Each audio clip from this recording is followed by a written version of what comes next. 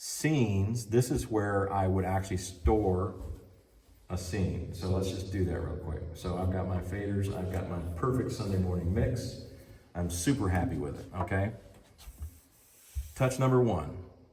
This button lit up, I can scroll down, I can go all the way up to 300. So I can have 300 scenes in here, right? So don't give me anything about running out of scenes. If 300 ain't enough, we got a problem. But I can store up to 300 scenes in here. So I am in love with this mix right here, so I want to save it. So I came to my scenes window, I hit store, and it instantly, as soon as I hit store, it saved everything. But while I hit store, it popped up this scene 1 title. So I'm going to name it. I'm just going to name it 12/17/24. I don't know if that's today's date or not, but it's close enough. All right. So now my mix is perfect. All right. Some youth event happened on Wednesday night. They came in, they jacked it all up. They darn near blew up the whole system. It's terrible. I come back the next Sunday morning. I can't believe what they've done. All right. I go back to my list, 12/17, and I hit go. I light up. I use my knob to light up my scene, and I hit go. It'll ask me to confirm because this is definitely something you don't want to do in the middle of a service, right? All right. Hit yes. Boom. There I'm back on Sunday morning. Okay. So this should be a fantastic safety net for you. Now, what I would recommend that you would do is I would recommend that you would, especially as you're getting used to the mixer, you would at the very least save a scene every Sunday. Just at the end of Sunday, good, bad, or indifferent, whatever happened, doesn't really matter. Whatever happened that Sunday, save it with the date and just keep going that way and keep a rolling kind of last 8 or 10 Sundays at least set of scenes. Now, once you get more used to the mixer, everything's kind of fallen into a normality and we kind of know what we're doing. At that point, okay, maybe now I'm only saving every 2 or 3 weeks and that's fine. But you don't want to get into a position where something happens, the mixer gets wiped, and you don't have a safety net to fall back on. Okay. Now, having said all of that, there is yet another level that I can save the information on the console. Not only do I have these individual scenes, but I also can save. I've got a USB slot up here. All right.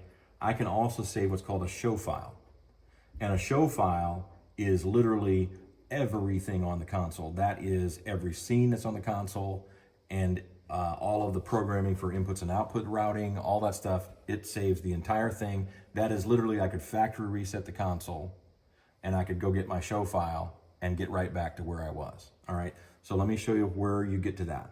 All right. That's going to be on utility right here. We're going to go to this utility screen, go to data.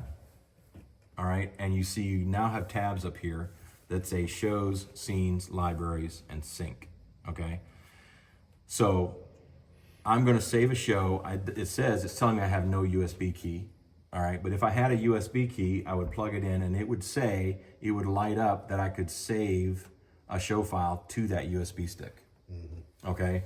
And at that point, I would save a USB file, a show file. It would let me name it, all right? And then the process to bring a file off of a USB stick to here is the same thing. Plug in the USB stick, go to this utility page, data, and look under the shows tab, and you should see under this USB shows, it's gonna read any shows that are on that USB stick and allow you to bring them in, okay? Is there a minimum size on that flash drive? No, there's actually you're more likely to run into a maximum size. In theory, I think that they say that the maximum size stick that it's supposed to use is 64 gig. But the truth of it is that it's really hit or miss. Some sticks will work at any size. Some sticks will only work, below that limit, and some sticks will just straight up not work at all. Okay. So they're actually to the point that Allen and Heath actually has a forum on their website, and they keep a working list of all known working USB sticks. And I would recommend before you go buying, we're going to buy every mixer person their own USB stick. Well, at least consult the list. Make sure you get one that's known to work. Because I have been in a situation where I've only got one USB stick, and it happens to be one that Alan Heath doesn't like. And that's frustrating. Thankfully, that's happening less and less, but especially a few years ago when this was first on the market, that was a big problem.